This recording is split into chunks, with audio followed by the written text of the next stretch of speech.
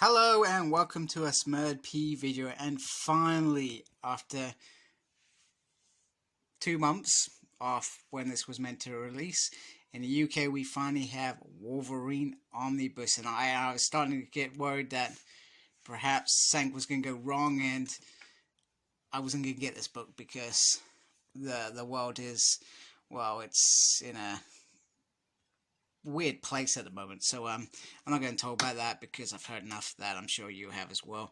That's every time I switch TV on, that's all I see, that's all I hear. So let's talk about the book, man, which I'm so excited about. So we have this beautiful artwork on here, which I think is part of that first mini series that Chris did. I'm not gonna lie, top of my head I can't remember who the artist is, so apologies for that, but it's a lovely cover. And this is, so when this first came out, so this came out probably about maybe 10 or so years ago, this Wolverine Omnibus was released. Now I think there's a lot of people who probably had that original release who have been itching for a volume 2, and maybe this is the opportunity to get that volume 2. By ensuring that sales are there. I think there's probably a lot more demand for omnibuses than there used to be back when they first started doing them. I think they were, received mixed. I missed out on this, and I usually stick to X-Men quite straightforwardly. It's X-Men or something like X-Force that I would get. Think about the ensemble and not an individual cast member. But with Wolverine Classic, there are some, the first classic run is a really good run, and I really did love that first run. And it comes with a classic black thing. I feel like I don't know whether it's just, I think it's just a dust cover, because I've looked underneath because I was worried that underneath was completely damaged, but the dust cover, it's like there's been a little bit of pressure there, which has made a clear indent on mine. I'm not saying it's a big deal. I don't feel like it's a big deal, but it's okay. Now, I really underestimated this book in terms of content. So if you want to we'll just slowly go down there. There's that cover. We slowly go down there. And this collects Marvel Comics Presents 1 to 10, which is that original Weapon X story. One of my all-time favorite things about Wolverine was that, and obviously in the animated series when I used to watch that, I used to always love the bits around how he got his adamantium bones. 72 and 84.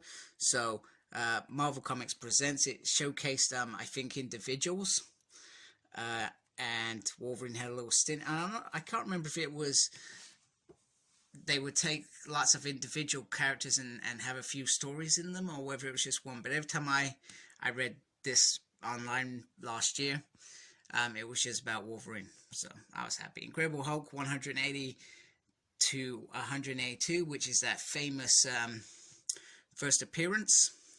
So 340. So if you can see, it's kind of telling the story from how it began, if that makes sense. Marvel Treasuries, A Distance 26, Best of Marvel Comics Wolverine 1 to 4. Now that is Chris Claremont's first stint in 1984. I could be wrong. It says it on there. That's just embarrassing. 1982.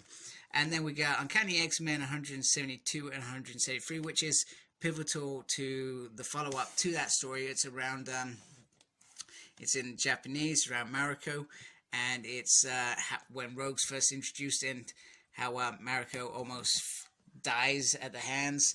Rogue saves the day, etc. Then we get the awesome Kitty Pryde and Wolverine story, which was 6 parts. We got Captain America in Annual 8. Spider-Man vs. Wolverine, Marvel Age Annual 4, which I think that's when they're in Moscow.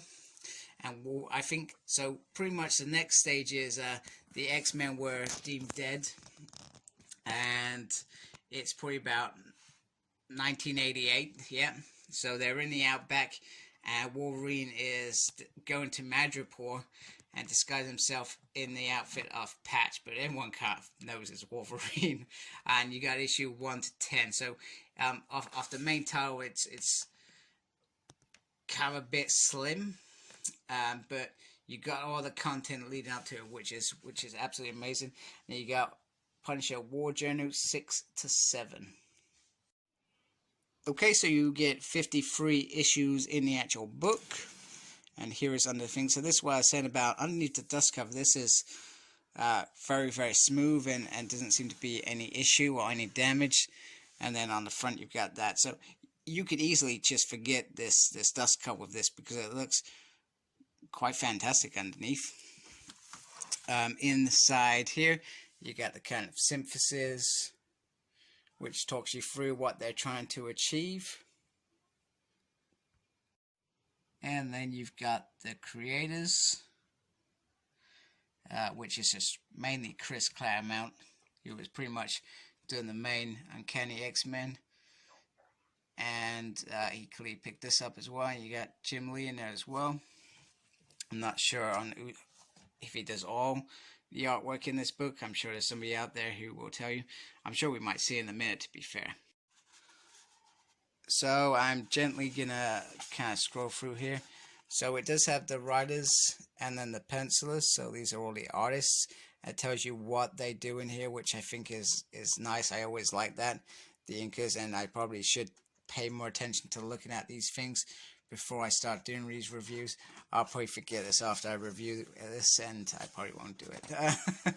And then I always enjoyed how Marvel used to present these books with the release date off each issue, because I find that sometimes quite important. I mean, going back and seeing that 1974 was Wolverine's first introduction, you know, stuff like that is really cool to me. You know, you can see it's quite a chunk in here.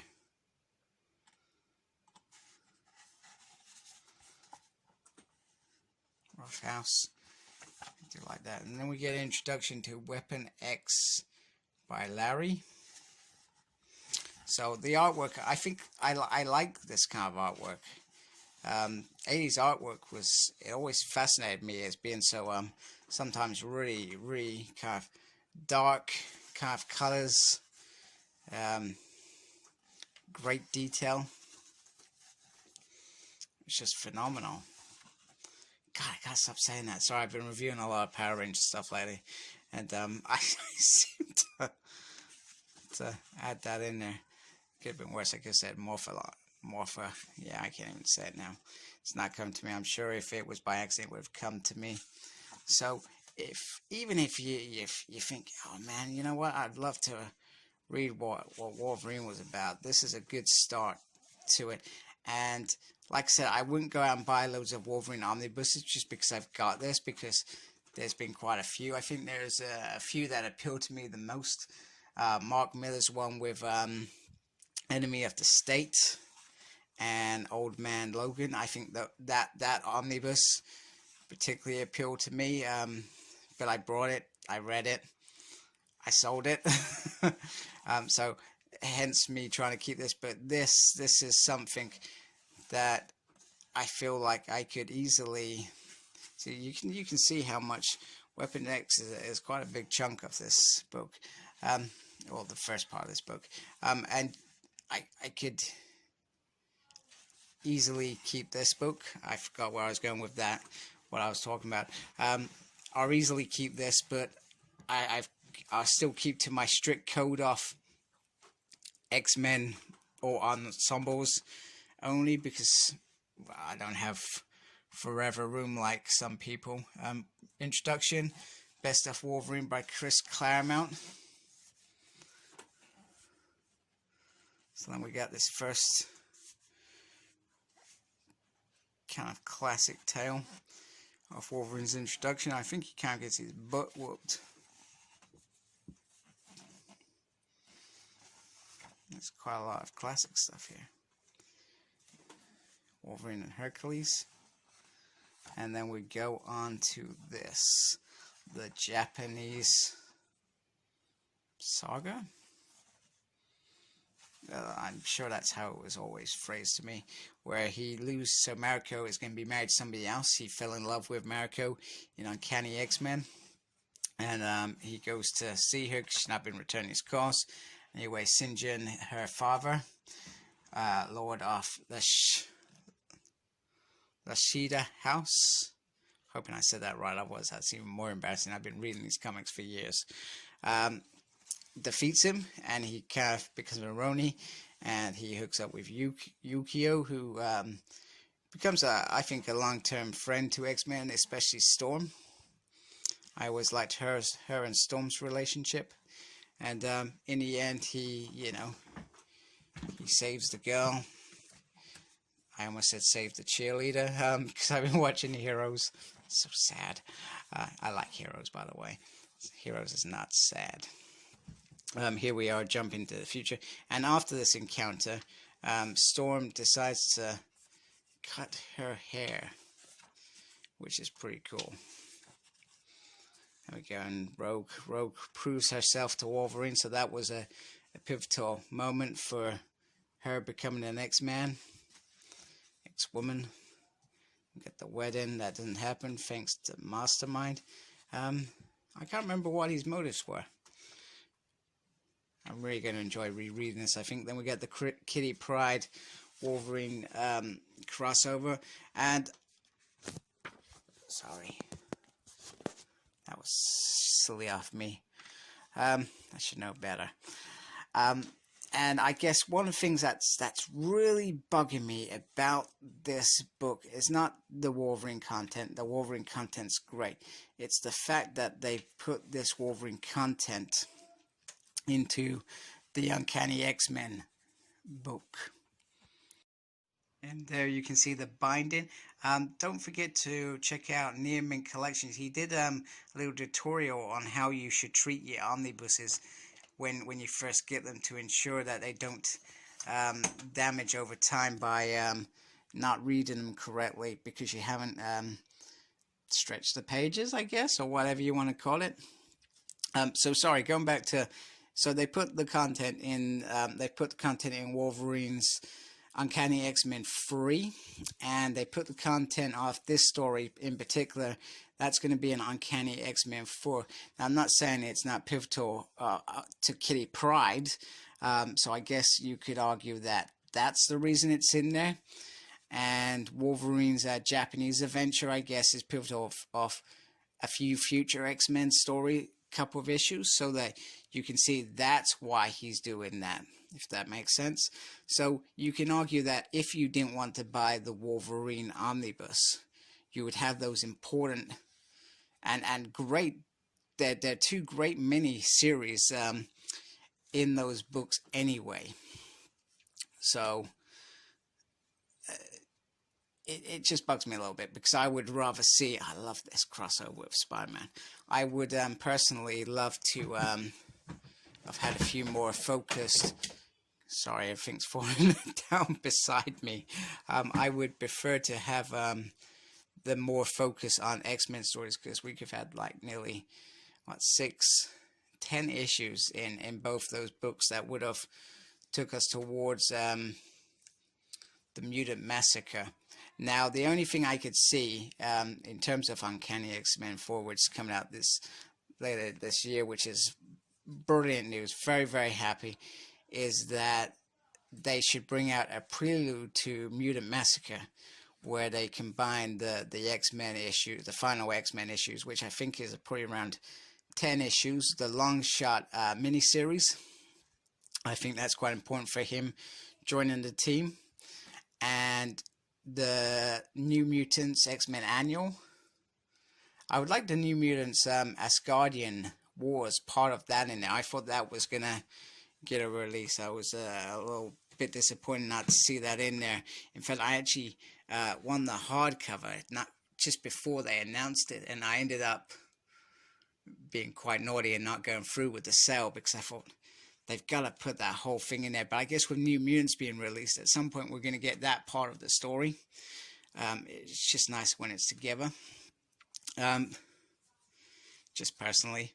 So carrying on, and then I would add in those first, I think it's 8 issues of X Factor, because I can't see any way, unless they do, when they eventually get around to doing an X Factor omnibus, they what's the word? They do the first 8 issues, miss the Mutant Massacre bit, and then carry on after the Mutant Massacre bit, and just before, but pretty much after that it goes into Inferno Prelude, which has a lot of those X Factor issues anyway. So it would be very difficult to map an X Factor, but we're not difficult. It would just, I think I can only see this way being the way that it could work. Now, at the end of each comic, they would have a kind of gallery of signature work picture of Wolverine, which I thought was cool. And some of the best stories of Wolverine were in this first 10-issue run. The first Magic Poor issues were fantastic. I've not read this Punisher journal, so maybe I have. I can't remember. But it'd be cool. I'm not seeing any with Wolverine in it. Oh, there he is. So I remember in some of my card sets there's a Wolverine versus Punisher. And the back you got some nice gallery. You got this, which looks like a reinvention of that Weapon X story. Then you've got, what is this? Wolverine Evolution of the Character from Incredible Hulk and Wolverine 1. That's kind of awesome. And then we got some lovely more art. That was a classic issue. Probably a hard issue to get, Incredible Hulk. Something. And then Sabretooth and Wolverine. So in the early days of them two, they didn't really know each other or remember each other, and then it becomes a little bit clearer later on. Okay, so here it is next to Uncanny X-Men Volume 3, and you can see it's actually bigger than this omnibus. And just to show you, there's the 4 issues here, and then there's the 2 that follow it as well. So they've added this, and like I said, this was an important Wolverine story to have in here anyway. So it's nice to show them together. And I think from me that's pretty much it. It's a nice sized book. I really do hope we get a volume 2.